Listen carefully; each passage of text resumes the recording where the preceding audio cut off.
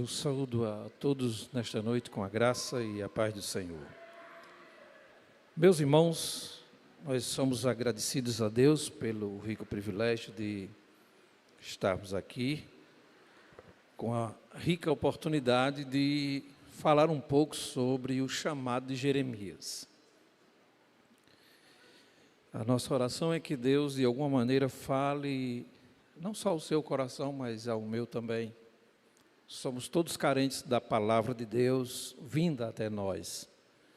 Queria convidá-los, sei que já foi até lido o texto, mas vamos lê-lo novamente, Jeremias capítulo 1. Você que tem a sua Bíblia em suas mãos, temos também um texto aqui. Livro de Jeremias, capítulo 1, a partir do versículo 1. Todos encontraram? Amém? As palavras de Jeremias, filho de Ilquias, um dos sacerdotes de Anatote, no território de Benjamim. A palavra do Senhor veio a ele no 13º ano do reinado de Josias, filho de Amon, rei de Judá, e durante o reinado de Jeoaquim, filho de Josias, rei de Judá, até o 5º mês do 11º ano de Zedequias, filho de Josias, rei de Judá, quando os habitantes de Jerusalém foram levados para o exílio. A palavra do Senhor veio a mim dizendo: antes de formá-lo no ventre, eu o escolhi. Antes de você nascer, eu o separei e o designei profeta às nações. Mas eu disse: soberano Senhor, eu não sei falar, pois ainda sou muito jovem. O Senhor, porém, me disse: não diga que é muito jovem. A todos a quem eu o enviar, você irá e dirá tudo o que eu lhe ordenar. Não tenha medo deles, pois eu estou com você para protegê-lo, diz o Senhor. O Senhor estendeu a mão, tocou a minha boca e disse-me: agora ponho em sua boca as minhas palavras. Veja, eu hoje dou a você autoridade sobre nações e reinos, para arrancar, despedaçar, arruinar e destruir, para edificar e plantar. E a palavra do Senhor veio a mim: o que você vê, Jeremias? Vejo o ramo de uma amendoeira, respondi. O Senhor me disse: você viu bem, pois estou vigiando, para que a minha palavra se cumpra. Graças a Deus, meus irmãos, pela leitura desta palavra. O profeta Jeremias é muito conhecido pelos estudiosos como o profeta chorão. Era o homem das lágrimas. E ele é, inclusive, citado no Novo Testamento. Quando as pessoas olhavam para Jesus, elas atribuíam a este homem chamado Jeremias. Esse era um dos nomes que era lembrado pelo povo. A Escritura nos mostra que Jesus, quando via as multidões, ele tinha grande compaixão, porque eram como ovelhas sem pastores. Diz na Bíblia também que Jesus, em alguns momentos, ao chegar em Jerusalém, olhou para aquela realidade, e a Bíblia nos diz que Jesus, ele chora. Ao chegar na casa de Maria e de Marta, também ali ele chora. E notamos assim, meus irmãos, algumas semelhanças entre o profeta Jeremias e o Senhor Jesus. Mas o contexto em que Jeremias viveu era um contexto muito conturbado. Você vai encontrar esse contexto no livro de 2 Reis. A partir do capítulo 21 em diante, você vai encontrar toda a história desses reis que ele falam aqui, de Josias, filho de Amon. Você vai encontrar a história de Zedequias, você vai encontrar a vida destes reis. E uma coisa que fica muito claro é que o contexto era um contexto muito complicado, porque ali nós lemos, por exemplo, que aqueles homens não andavam e não agradavam ao Senhor da glória. A situação era lamentável. Sempre que a gente vai ver esses homens, eles estão associados à idolatria, ao pecado, ao distanciamento de Deus, ao abandono de Deus. Eles sempre estão distantes de Deus. Não é que não tinha culto a Deus naquele período. Tinha culto a Deus também. Mas tinha culto a Baal, tinha culto a Moloque. Pessoas sacrificavam seus filhos a Moloque. Então, a realidade, a decadência espiritual, a decadência também econômica, política, era um estado de trevas. Então, o contexto em que esse homem vivia era um contexto muito complicado. E ele é chamado, em meio a esse ambiente, pelo Senhor da Glória, a levar uma mensagem que era uma mensagem bastante desagradável. Porque ele tinha o desafio de arrancar, de destruir, de derrubar. Ele tinha o desafio de pregar juízo. O desafio de Jeremias era um desafio enorme. Então a gente encontra um homem que não quer fazer, e ele era um homem que amava a pátria dele, amava o povo dele, ele não queria levar uma mensagem ruim, assim como um pai de família não quer levar também uma mensagem ruim para o seu filho. Mas a realidade era tão difícil, tão caótica, que esse homem, ele é chamado em meio a um contexto muito difícil. Claro que ele vivenciou um momento bom desses reis aqui, o rei Josias, que com apenas 8 anos de idade começou a governar Judá, e a Bíblia nos mostra que esse rei foi um rei que não se apartou dos caminhos do Senhor, que andou nos caminhos do Senhor, que ele destruiu altares idólatras, que ele derrubou postes, que ele retirou desses altares idólatras sacerdotes que haviam sido constituídos por os seus antepassados, inclusive pelo seu pai Amon. Então esse homem, ele fez uma limpeza em Israel, ele realmente é um homem de destaque, ele governa 31 anos em Judá, né? E ali ele promove uma reforma, ele chama o povo a comemorar ali a Páscoa, né? Ele chama todos os sacerdotes, profetas, gente de todas as partes, para ler a palavra de Deus, porque o juízo de Deus estava vindo.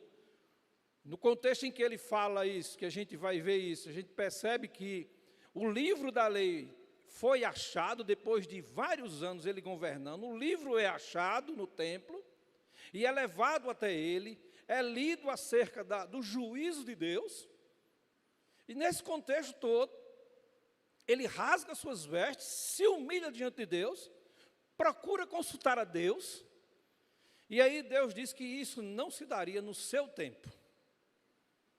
Então, é por aí que você, ao ler, né, e é lamentável quando você lê esses capítulos finais de 2 Reis, porque Judá vai ser levado, vai para o exílio, né, e você vai ver lá no final do livro de Jeremias também isso, já. Judá vai ser levado para o exílio, infelizmente, vai se cumprir aquilo que ele pregou, né? Infelizmente vai ser cumprido, mas essa é a realidade. Mas o fato é, meus irmãos, que o pecado, ele sempre levará o homem para distante de Deus, sempre separar o homem de Deus. E o desafio do profeta é justamente trazer uma mensagem dura, trazer uma mensagem que não é agradável às pessoas, dizer para as pessoas como elas se encontram, chamá-las ao arrependimento e, no final das contas, trazer uma mensagem de esperança, de renovo.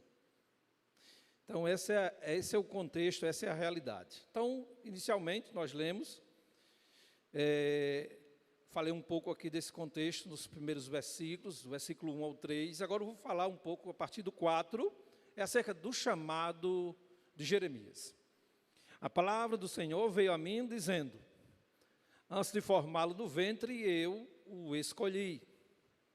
Antes de você nascer, eu o separei e o designei profeta às nações.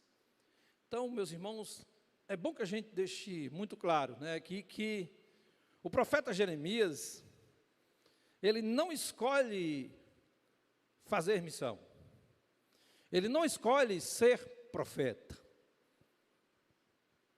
Não parte de Jeremias. O chamado, o próprio texto diz que é a palavra do Senhor veio a Jeremias. É isso que está aqui. A palavra do Senhor veio. Num ambiente muito complexo, muito complicado, a palavra do Senhor veio. Isso mostra para mim e para você, primeiro, antes de mais nada, que Deus ele é soberano. Que Deus ele nos elegeu nele, como diz a Bíblia, antes da fundação do mundo, conforme o capítulo 1 de Efésios. Deus é soberano para chamar pessoas, para convocar pessoas. Deus é soberano, não parte de nós. Aliás, se dependesse de nós, nós estávamos perdidos, né? A Escritura deixa claro, meus irmãos, que todos nós andávamos desgarrados como ovelhas e cada um se desviava pelo seu próprio caminho. Nós estávamos extraviados, nós estávamos distantes de Deus. O mesmo profeta Isaías, no capítulo 53, ele diz lá: Senhor, quem creu em nossa pregação e a quem se manifestou o braço do Senhor? Porque ele foi subindo como renovo e como raiz de uma terra seca, era desprezado. E o mais indigno entre os homens, era desprezado. E nós não fizemos caso dele algum.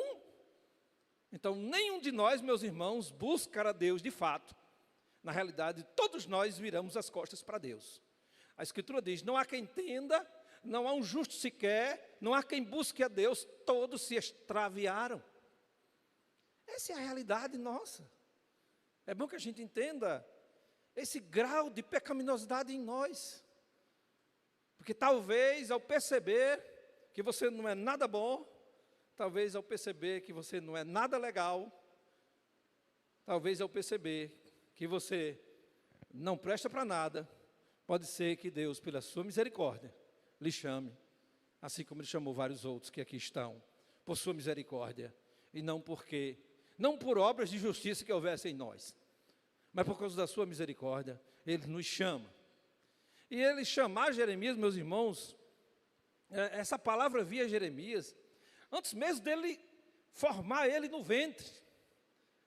E aqui entra um ponto muito importante, porque as pessoas, todos nós, sempre, às vezes, quando as coisas não vão bem em nossas vidas, a gente olha para os nossos pais e diz: olha, a culpa de eu ser assim é por causa do meu pai, é por causa de minha mãe.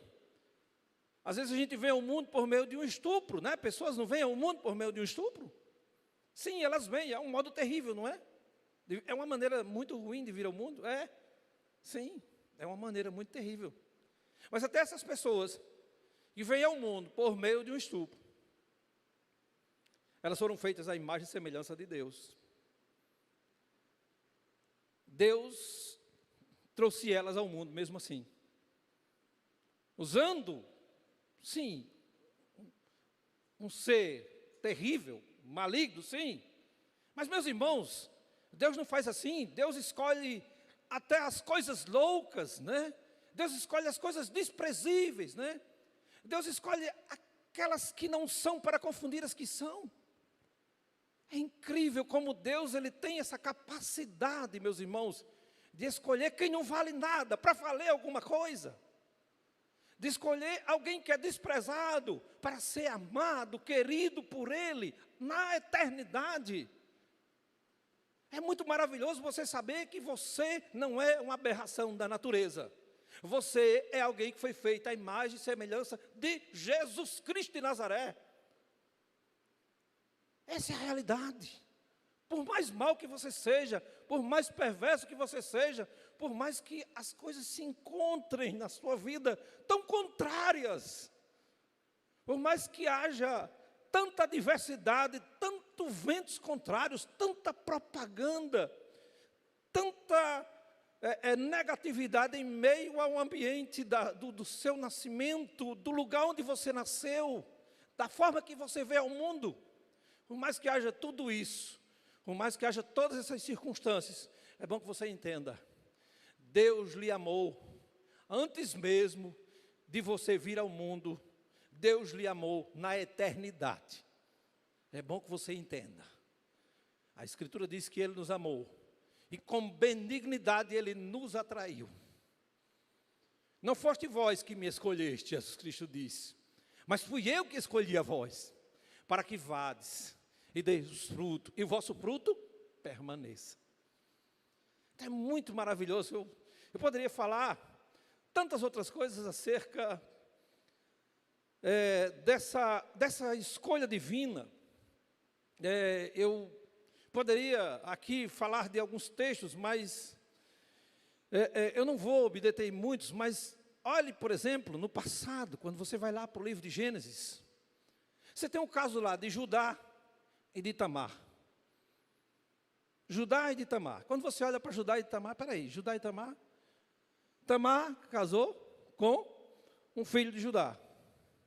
Ele morreu. Depois o outro irmão dele casa. Morre também. Ele diz, quando meu outro filho crescer, eu vou dar ele para casar com você. O filho cresce, mas ele não dá, ele tem medo dele morrer também. Então Judá um dia sai, e Tamar fica sabendo.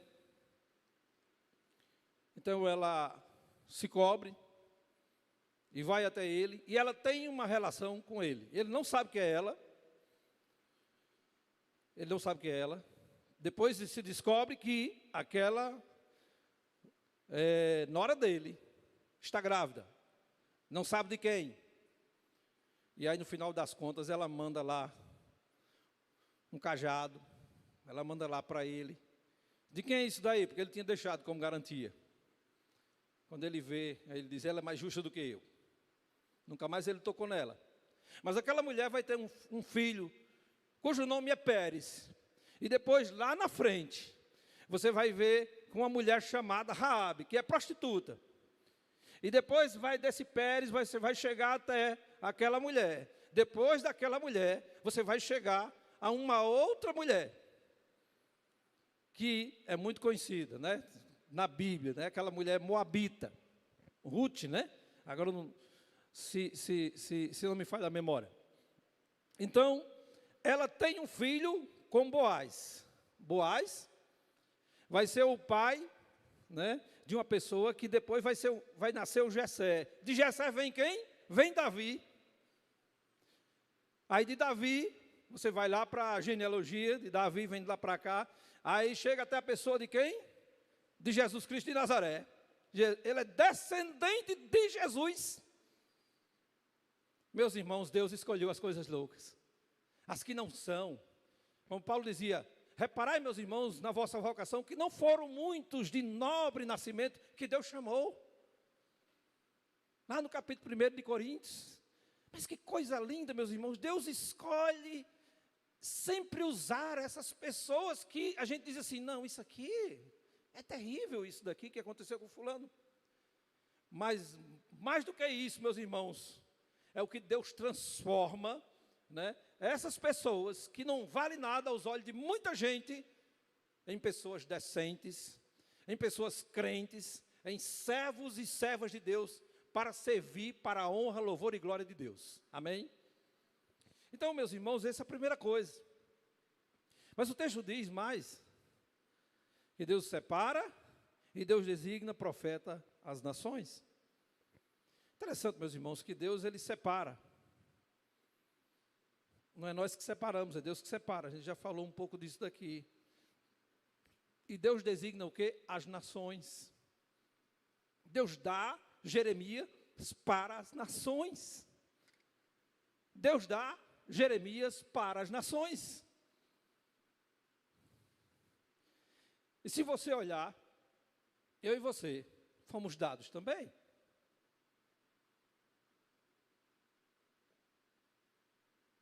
Nós não somos de nós mesmos, né, meus irmãos? Depois que a gente crê no Evangelho, a gente não é de nós mesmos. Paulo diz, né? Não sabeis vós que vocês não são de vocês mesmos. Foste comprado por bom preço. Nós não somos de nós mesmos. Nós somos de Deus. A gente aqui não olha direito, mas a gente foi dado. Você notou que Deus deu você, a sua família? Seus filhos? Quem é que sustenta seus filhos? Não é você com o seu trabalho, com o seu suor, todos os dias? Não é você que educa os seus filhos todos os dias? Não é você que leva para a escola? Não é você que vai para o hospital quando ele adoece? Será que não é? Todos os dias nós batalhamos, nós lutamos. E nós vamos dar... Chega um dia que os nossos filhos vão para onde? Eles se casam. E eles criam e constituem a sua própria família. Note que todos nós temos uma missão aqui na terra. A maior parte das nossas vidas a gente trabalha em função dos outros, não só de nós mesmos. Somos dados, meus irmãos, de alguma maneira, eu e você, fomos vocacionados para as nações de alguma maneira. Não, talvez, não com a obra tão abrangente como a de Jeremias, mas de alguma maneira a gente é. E o fato da gente ser uma pessoa, por mais simples que seja, em Cristo Jesus não existe coisa melhor do que isso.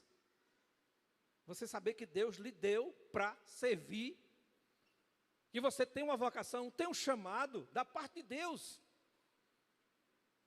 Isso é muito lindo, meus irmãos, isso é muito maravilhoso. Fantástico, meus irmãos. E é isso que está aqui, muito bem definido.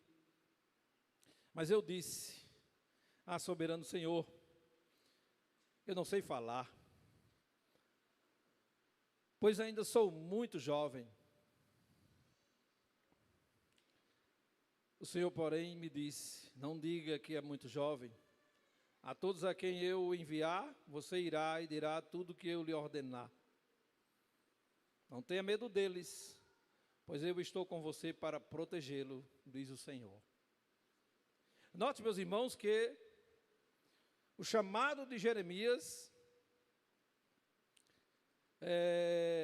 da parte de Deus, ele diz aqui pelo menos duas coisas como resposta. A resposta dele é, eu não sei falar, eu sou muito jovem. Os estudiosos dizem que Jeremias tinha entre 20 e no máximo 25 anos de idade, era o que ele tinha. Seu ministério vai se resumir pelo menos a 40 anos de ministério. É isso que vai ser, no mínimo, o ministério dele. Podendo chegar até mais, mas o mais a gente não dá para a gente... Aí vai para o campo da especulação. Mas a realidade é que pelo menos 4 décadas esse homem serve a Deus. E aqui esse homem, ele faz aquilo que, por exemplo, Moisés também fez. Moisés disse, eu sou pesado de língua. Deus disse, quem fez o surdo? Quem fez o mudo? Quem fez o cego? Não foi eu? Deus não fica calado, meus irmãos. Deus sempre nos responde. Eu acho interessante, meus irmãos, que você vai olhar para o chamado de outros homens, como Isaías, eu não tenho dificuldade em falar. A preocupação de Isaías era, Senhor, eu sou um homem de lábios impuros e que habito no meio de um povo de impuros lábios. O problema de Isaías qual era? Em relação ao chamado, não, meu problema aqui é de integridade, falta de pureza. Então, o meu problema é esse, não é não saber falar. Esse era o problema de Isaías. Mas o que nos chama a atenção aqui, meus irmãos, é que, normalmente, as pessoas sempre se encontram, se veem impotentes. Todos aqueles que são chamados, geralmente, se sentem incapazes. Se sentem insuficientes. Alguma vez na sua vida você foi chamado para uma determinada posição e você disse, eu não tenho capacidade para isso, eu não tenho conhecimento para isso, eu não tenho talento para isso, eu acho que não nasci para isso, Eu acho que eu não dou para isso. A gente sempre se olha para a gente de uma maneira assim muito negativa. A gente se vê muito incapaz, muito impotente. Acho que não consigo. Acho que não dá certo. Eu acho que todos nós passamos um pouco por isso. Assim como esses homens de Deus, eles se sentiam incapazes. Eu não sei falar bem. Eu sou impotente. Mas se olha para a Bíblia diz que Moisés era um homem instruído em toda a ciência do Egito. Poderoso, né? Era um homem poderoso. Em palavras, ele era um homem fora da curva, mas ele não se achava assim. Ele não se via assim. A gente não pode se ver nem além daquilo que a gente é, mas nem aquém daquilo que a gente é.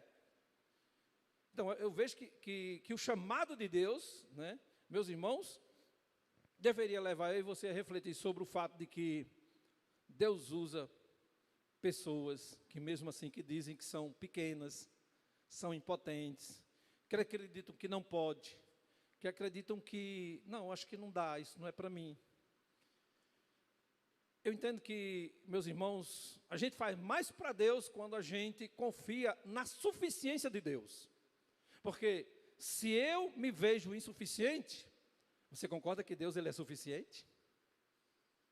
Porque no momento que eu achar que eu sou autossuficiente, eu não vou precisar de Deus. Eu posso fazer, eu consigo. Mas, meus irmãos, todos nós sabemos que não é fácil se lançar alguma tarefa nova na sua vida. Não é fácil. Eu não estou dizendo aqui que é fácil, mas o que eu estou dizendo é o seguinte, que o que a gente pode fazer é depender de Deus. O que a gente pode fazer é confiar em Deus. O que a gente pode fazer é buscar a Deus. É reconhecer que não é capaz. Quando Salomão tinha um grande povo para governar, o que ele pediu a Deus? Ele pediu sabedoria. A Escritura nos diz o quê? Que se alguém tem falta de sabedoria, peça a quem? A Deus. Está lá em Tiago, capítulo 1. Então, se eu não tenho capacidade, eu tenho que pedir a Deus. Se eu não tenho potencial, eu tenho que pedir a Deus. Mas eu não posso me recusar a fazer aquilo que Deus me chamou para fazer. Sabe por que eu não posso? Porque Deus me criou para aquilo que Ele me chamou para fazer. Deus lhe criou para isso. Você sabe qual é o maior problema da gente em realizar-se, em viver uma vida com sentido e propósito? É justamente esse, de às vezes a gente deixar de lado a palavra de Deus, a vontade de Deus, o chamado de Deus, para seguir os nossos próprios desejos e planos. Por isso que quando Jesus chama, ele diz, se alguém quiser vir após mim, negue-se a si mesmo. Tome cada dia a sua cruz e o quê? Siga-me. É isso que a Bíblia diz, siga-me. Deus manda que a gente siga Ele, aprenda com Ele, esteja junto dEle. O chamado é para isso, é ser um seguidor de Jesus. Aquela frase, gosto de uma frase, acho que é o ex-presidente dos Estados Unidos, que diz o seguinte, faça o que pode, com o que tem, onde estiver. E aí entra uma questão muito importante, meus irmãos. Eu e você não podemos fazer tudo, você concorda? Eu e você não podemos fazer tudo. Eu e você podemos não saber ainda qual é a vontade de Deus para nós? Sim, podemos. Mas uma coisa a gente tem que reconhecer. Mesmo que eu não saiba qual é a vontade de Deus. Você concorda que a gente sabe muita coisa sobre a vontade de Deus já para as nossas vidas? Suficiente para a gente fazer alguma coisa? Eu não preciso ter um cargo na igreja para fazer alguma coisa. Eu não preciso ter um cargo na igreja para servir ao Senhor. Eu posso fazer para Deus. Você concorda que eu posso orar? Você concorda que eu posso contribuir para a obra de Deus? Você concorda que eu posso ler e meditar na palavra de Deus todos os dias? Adorar a Deus, cultuar a Deus, colaborar de alguma maneira com a obra de Deus? A gente foi para Soledade, né? Passamos 2 dias ali, não foi? O irmão Wellington aí que sabe. E aí, às vezes, a gente acha que não pode fazer nada, né? Aí você concorda que quem tem o seu carro e leva uma pessoa de carona, ele não já está contribuindo para que o reino de Deus avance? Ou não? Quem tem o seu carro, diz, rapaz, eu vou aqui para a obra de Deus, eu vou estar presente, vou cultuar Deus, vou adorar Deus, vou levar alguém. Se eu posso levar 2, eu vou levar 2. Se eu posso levar 3, eu levo 3. Mas não vem me dizer que você não pode fazer nada, porque você já sabe a vontade de Deus. A vontade de Deus a gente já sabe. A gente não sabe tudo, mas alguma coisa eu acredito que nós já sabemos. Amém? Então, meus irmãos, não importa se você é muito jovem, ou se você é muito velho, porque a Bíblia diz que até na velhice ainda darão frutos, né? Se você olhar para a vida de Moisés, ele só começa a ser usado já com 80 anos de idade, né? Basicamente, passa mais 40 lá no deserto, né? Se preparando. João Batista passou 30 anos se preparando. Sabe quantos meses de ministério? Foi 6 meses só de ministério. 6. Mas passou 30 anos se preparando para poder ser usado por Deus. 30 anos. Mas aqueles 6 de ministério, até hoje a gente lembra dele. Então, nota, meus irmãos, a gente às vezes, a gente se limita muito, né? Acho muito bonito a atitude daquela mulher que é Cirofenícia, né? Todo mundo conhece aqui aquela história daquela mulher, que ela vem pedir ajuda a Jesus. E aí, o que Jesus diz? Que não é bom lançar o pão dos filhos aos cachorrinhos. O que Jesus queria dizer é que a prioridade do reino de Deus, em primeiro momento, veio para os seus, lembra? Era para Israel, a prioridade dele é essa. Aí aquela mulher não ficou calada, não. Ela pertencia realmente, né, ao campo dos pagãos. Mas ela tinha um problema para resolver. O que é que ela diz? Senhor, eu sei, é verdade, eu reconheço que o Senhor não veio para mim, não. Mas até os cães comem das migalhas que caem da mesa. Os cachorrinhos comem. Então, o que aquela mulher estava dizendo? Olha, mesmo essas migalhas é o suficiente para minha filha ser curada. Veja, aquela mulher, ela é um exemplo de fé para mim e para você, mostrando que as limitações, por maiores que sejam, se forem levadas aos pés do Salvador, aos pés de Jesus, aos pés da cruz, isso será o suficiente para ele dizer: ó mulher, grande é a tua fé. E aí, quando ela volta, né, para casa, né, ela averigua lá e vê que a filha dela tinha sido restaurada, curada, meus irmãos. E aí a gente vê aí, meus irmãos, que para Deus não é impossível. Tudo é possível àquele que crê. Amém? O Senhor, porém, disse: não diga que é muito jovem, a todos a quem eu o enviar, você irá e dirá tudo o que eu lhe ordenar. Não tenha medo deles, pois eu estou com você para protegê-lo, diz o Senhor. E aí, meus irmãos, a gente vê aqui que Deus diz aqui 2 coisas, né? Basicamente, ele diz: olha, é o seguinte, se você tiver, primeiro, você não tenha medo. Eu estou aqui para protegê-lo. Você não está só. Você não está só. Quando Deus nos chama, Ele não deixa a gente ir só. Moisés até disse, né, Deus disse: olha, leve lá o seu povo. Aí Moisés disse: não, Senhor, se o Senhor não for conosco, eu não vou não. Eu não saio daqui. Então a gente seria louco de fazer obras sem o Senhor da obra. Não dá certo. Mas ele diz: não tenha medo. E alguém já lhe disse alguma vez: não tenha medo. Aí é que você tem medo, né? Alguém diz: não tenha medo. Aí é que você tem medo. Mas aí é isso que o Senhor diz: eu vou lhe proteger. Meus irmãos, o Senhor protege ou não protege? Quando Pedro estava se afogando, o Senhor protegeu ele ou não protegeu?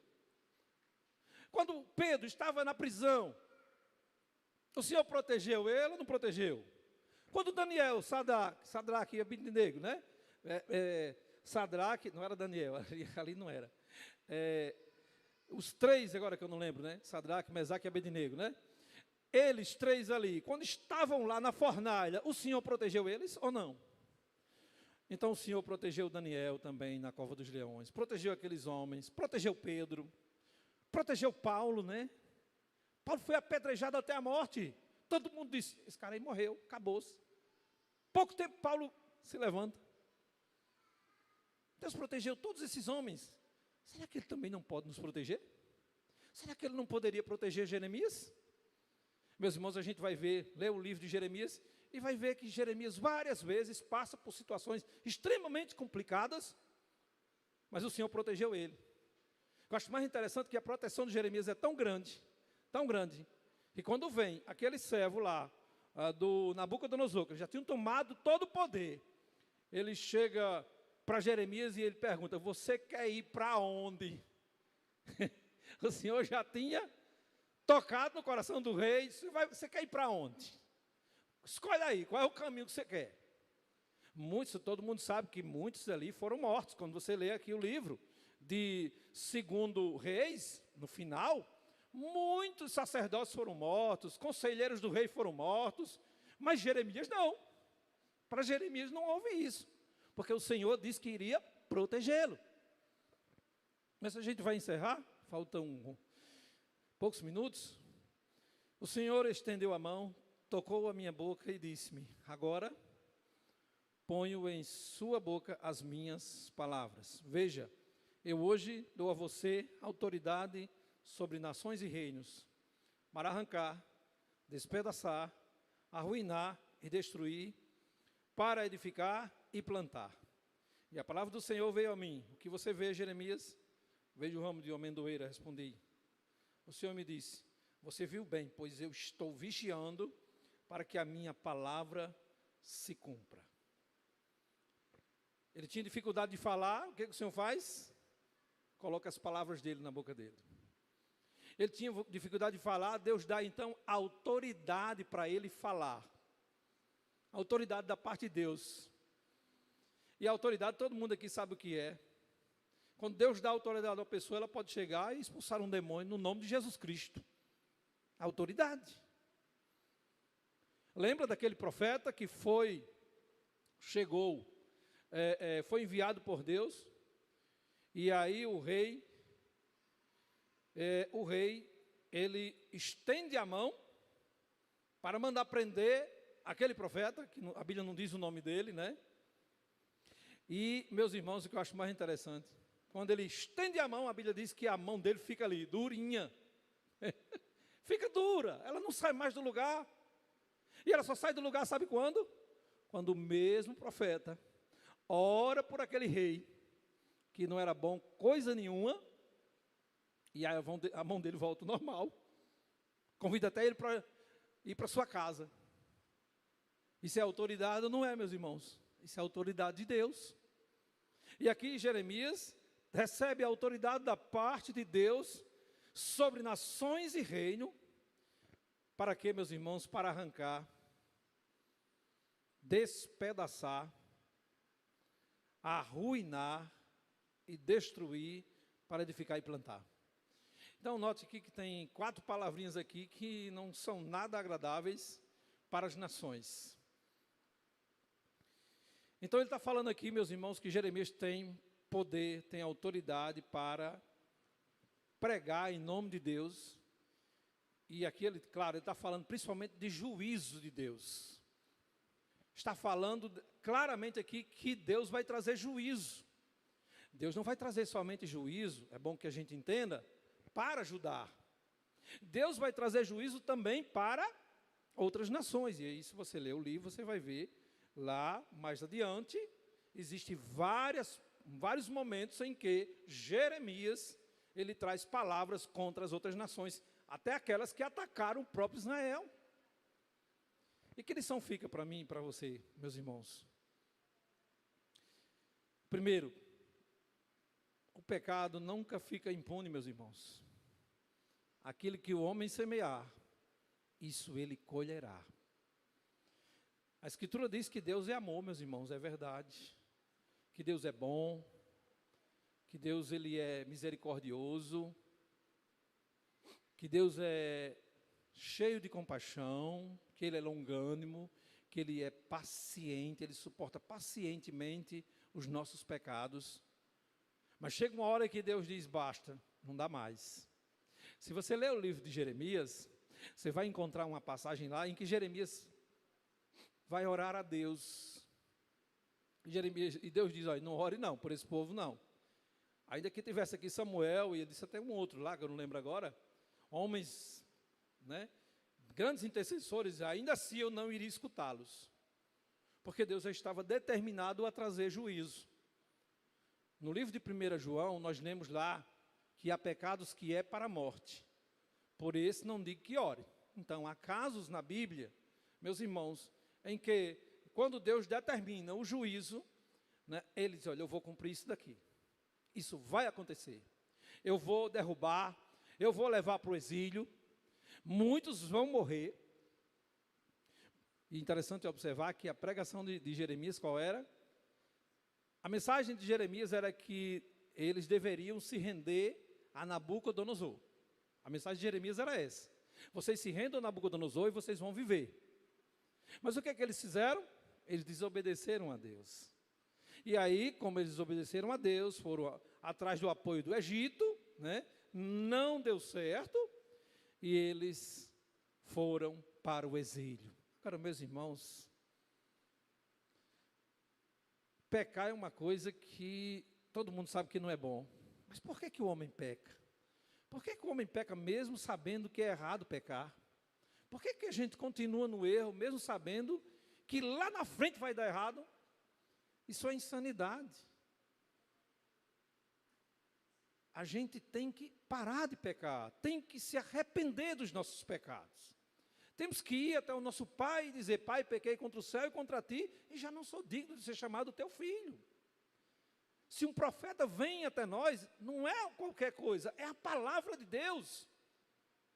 Às vezes a gente pode desobedecer o nosso pai ou a nossa mãe, mas isso tem um preço. Alguém aqui já apanhou? Quando era mais novo, né? E aí varia de pai para pai, né? Tem umas surras assim que são tranquilas, né? São de leve, são com uma sandália, uma chinelinha, né? No meu tempo, as surras lá em casa, era aquele chicote, irmão, sabe aquele chicote que você dá em gado, que dá no cavalo, era aqueles. Mas, meus irmãos, quem disse que eu aprendi? Sim, meus irmãos, nós somos duros de coração. Nunca deixei de jogar porque eu gostava de jogar, por causa das surras que eu recebia. Nunca deixei. Não conto isso com orgulho não, meus irmãos, porque eu era um tolo. Mas o que eu digo para vocês, meus irmãos, é que não vale a pena a gente ir contra a verdade, meus irmãos.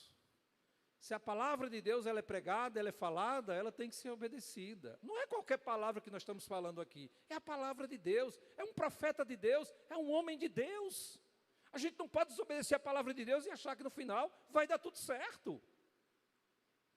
Tem um pregador que já morreu, Jonathan Edwards, e tem uma mensagem são 2 sermões na realidade, que ele fala sobre as pessoas que acreditam que amanhã elas podem fazer diferente. Eu não lembro agora o título, eu tenho até esse livro lá, esses 2 sermões lá em casa, mas é interessante, ele diz uma coisa que eu acho assim fantástica, que ele chama de pessoas presunçosas. Que a pessoa presunçosa é o seguinte, olha, você está aqui hoje, você diz, olha, eu vou deixar para lidar com esse pecado amanhã. Você acredita que amanhã você vai amanhecer vivo? Você não está no controle, mas você acredita que está. Amanhã eu vou amanhecer vivo e, portanto, ou na semana que vem, ou no mês que vem, eu vou estar vivo e eu vou resolver essa questão. Mas você não vai resolver essa questão. Porque você não sabe, você não tem gerência sobre a sua vida. Eu não tenho gerência sobre a minha vida. Quem garante que eu ou você vamos ser vivo amanhã? Isso é presunção. Isso é presunção. O que eu posso fazer, meus irmãos, a Bíblia diz: hoje, se ouvires a sua voz, não endureçais o vosso coração. Hoje é o dia da vossa salvação, não é amanhã. A Bíblia não diz que é amanhã, porque amanhã a Deus pertence, mas a mim e a você não. Então esse homem estava aqui, tinha que levar uma mensagem. Para finalizar, Deus pergunta para ele: o que viste, Jeremias? Aí ele diz: eu vi aqui uma vara de amendoeira. Aí Deus diz: vistes bem, porque eu velo para cumprir a minha palavra. Ou seja, a amendoeira era uma espécie de árvore, né? Que ela aparecia justamente quando terminava o inverno. Quando vinha aparecendo, né, a primavera, ela já aparecia, era a primeira que aparecia. Olha, está chegando a primavera. Tão certo como era a chegada da primavera, assim Deus está dizendo: olha, eu estou atento para cumprir tudo aquilo que eu falei para você. E, meus irmãos, Deus cumpre tanto para o bem como para o mal. Porque o texto aqui também diz: edificar e plantar. Lembra que Jeremias diz para edificar e plantar. Não é só juízo, não. Deus traz também edificação. Jeremias tinha o dever de pregar para as pessoas se arrependerem, né? Então, meus irmãos, o que nós percebemos aqui é que o chamado de Jeremias não é somente para trazer juízo, mas é também para chamar as pessoas a se arrependerem, a se converterem, a se voltarem dos seus maus caminhos e a colocar a sua esperança no Senhor da glória. Essa é a mensagem. Então, o chamado de Jeremias, assim como o meu e o seu chamado, nós somos desafiados aqui por esta palavra a não se acomodar com a nossa vida de pecado. A gente convida aqui o pastor, acho que o pastor vai, né, nesse momento. Nós somos chamados a não se acomodar com a nossa vida de pecado, mas somos chamados a sermos obedientes à palavra de Deus. Então, que Deus abençoe a vida de cada um de nós em nome de Jesus. Amém.